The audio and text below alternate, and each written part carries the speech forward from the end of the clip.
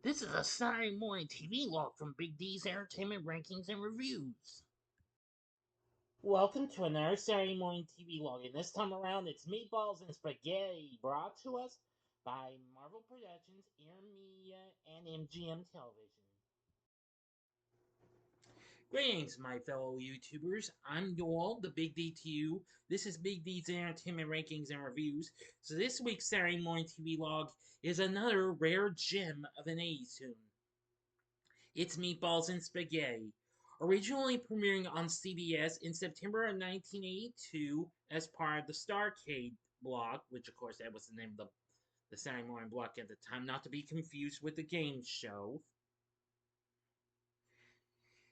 This show was the second show to be produced under Intermedia Entertainment Company, which of course would later be Fred Silverman Productions, which was co-produced along with Marvel Productions and MGM, being the second show that this company had done. The other was Pandemonium, which debuted the same year on the same network.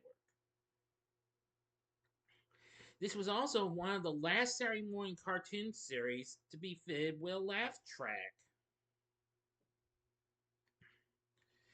Well, anyway, let's now I forgot to bring this up. Fred Silverman also was the co-creator of the series along with Jerry Eisenberg. Anyway, the series centered on the titular characters, a husband and wife singing duo who roamed the country in a mobile home with their friend Clyde, who was their bassist. Meatballs was the guitarist and Spaghetti was the keyboardist, and their dog Woofer, who was their drummer. Yes, and also the main characters, Meatballs, a fat guy, and Spaghetti, a skinny gal, were intended to be a mix of popular musicians, Meatloaf, and Sonny and Cher.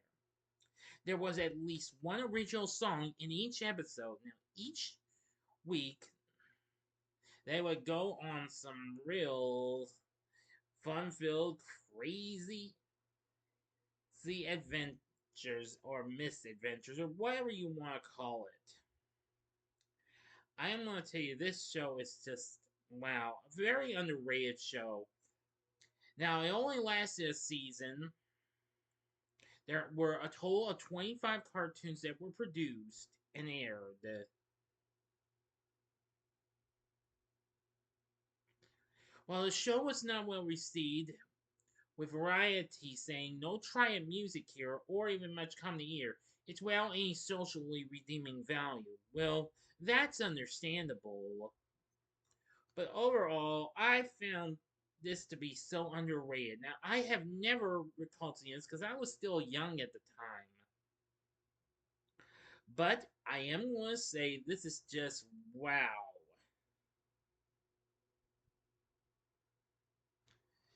But even so, this show is, again, as I've said before, it's pretty underrated.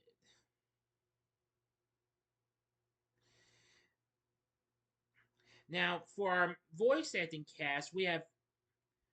Now, for the four main characters, we have Ron Masek voicing Meatballs and Sally Julian voicing Spaghetti.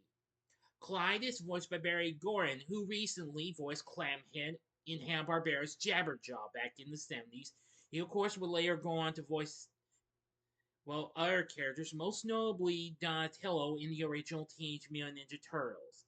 Woofer's vocal effects were done by voice god Frank Welker.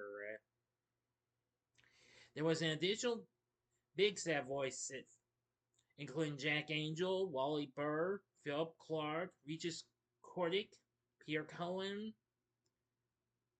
Bill Radner, Ronnie Shell, who, of course, you may remember of Gomer Pyle, USMC fame. And, of course, that same year, he would voice Rick Raccoon in The Shirt Tales. Marilyn Streffler, Hal Smith, and Paul Winchell.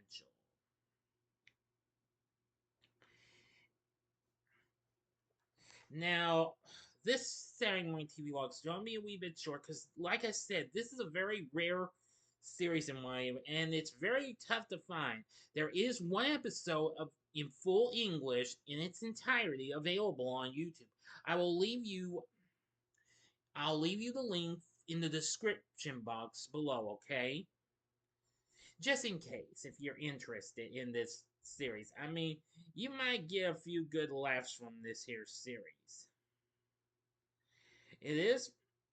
I recently rewatched this solo episode, which contains two animated cartoons, which are absolutely pretty good in my view. Sure, it's not really one of the best and rarely and remembered series and what have you, but of the whole, I feel like this series, Meatballs and Spaghetti, is, well, a nice little show. I mean, of course, it provides lots of music and what have you, kind of like what we got from other shows like Fat Albert, which of course was still on CBS at the time. And of course, what we saw in other shows like the Archies and the Brady Kids. And, well, heck, even in some Hanna-Barbera's mystery themed shows like Scooby Doo, Where Are You? And Josie and the Pussycats and Butch Cassidy and the Sundance Kids. Anywho, that's all I could tell you about the show.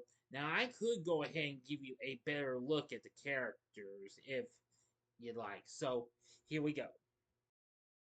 Now, this is kind of part of artwork done for the show. There we see Meatballs getting a jumbo's guitar. We see Spaghetti playing on keyboards. Wolfer's right up there with his drums, and right down there is Clyde. Here's a better look at the main two characters. Now you can have a better look at Meatballs and Spaghetti. So now you see what they actually look like if you've never seen the show.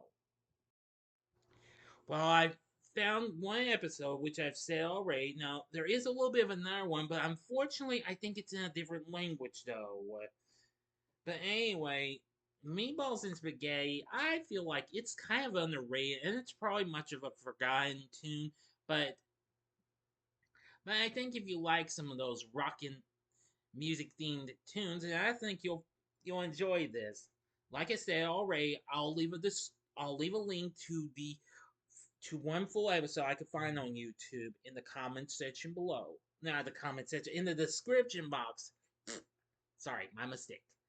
Anyway, yeah, so that's about all I can tell you about this show. So I do apologize since it's not much and it's very rarely remembered. So if you have seen Meatballs and Spaghetti, let me know what you thought about this show in the comment section below. And if you like this video, click the like button, subscribe, and be a part of the Big D Nation. Continue to help support my channel, make it grow and make the views grow. And we'll have another video coming up for you later on tonight. So if you like this, you may want to consider checking out some of these other their vids with some rockin' tunes and what have you. If you'd like, go to the upper left-hand corner and see the Saturday Morning TVLog idea on Josie and the Pussycats from 1970. The upper right-hand corner is the Saturday Morning TVLog I did for a later rockin' show, which Marvel Productions did co-produce, and that was Gem and the Holograms, that is. Or if you'd like, you can see in the bottom left-hand corner the other series Fred Silverman's Ear Media Productions did with Marvel and MGM, and that being Pandemonium. And the bottom right hand corner is a button you can click to subscribe if you like rankings and reviews on movies, TV, music, video games, etc., as well as the Saturday Morning TV Log. Then I'm your guy. Thanks for watching, and next week's Saturday Morning TV Log is The Smokey Bear Show. So until next time, I'm the Big D saying, see ya.